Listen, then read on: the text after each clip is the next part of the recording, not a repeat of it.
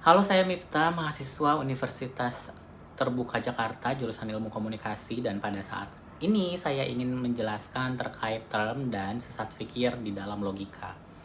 Langsung saja kita ke pembahasan yang pertama, yaitu terkait term, di mana term ini terbagi menjadi berbagai macam jenis sesuai dengan pengelompokannya. Akan tetapi untuk saat ini saya hanya akan menjelaskan 3 saja dari term yang sering kita temui. Yang pertama yaitu term umum atau terminus generalis, di mana term ini yang cakupannya luas dan diterapkan kepada suatu kelompok atau individu yang mempunyai kesamaan karakteristik. Contohnya adalah manusia. Kata manusia ini merujuk kepada suatu makhluk hidup yang berkodrat sebagai manusia.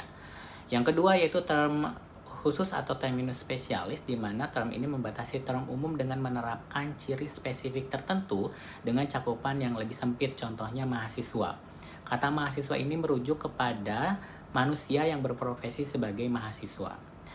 Yang ketiga, term singular atau terminus singularis, di mana term ini merujuk kepada satu individu atau hal yang unik dan spesifik, contohnya nama seseorang, seperti Miftah.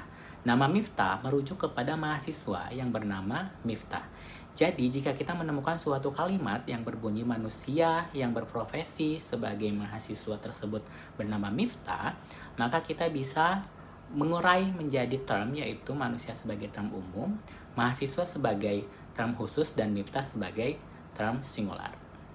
Lalu kita memasuki ke pembahasan yang kedua, yaitu terkait sesat fikir atau logically fallacy, di mana ini adalah suatu kondisi dalam penalaran yang membuat suatu argumen tidak valid atau lemah. Ini bisa disengaja ataupun tidak disengaja, tapi tujuannya untuk mempengaruhi atau menyesatkan orang lain.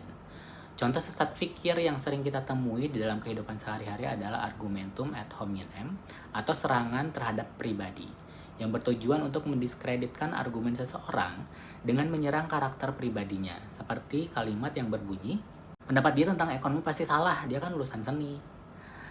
Nah, lalu bagaimana agar kita bisa terhindar dari sesat pikir ini? Ada beberapa cara yang bisa kita lakukan. Di antaranya yang pertama adalah selalu fokus pada substansi argumen, jangan fokus kepada kepribadiannya.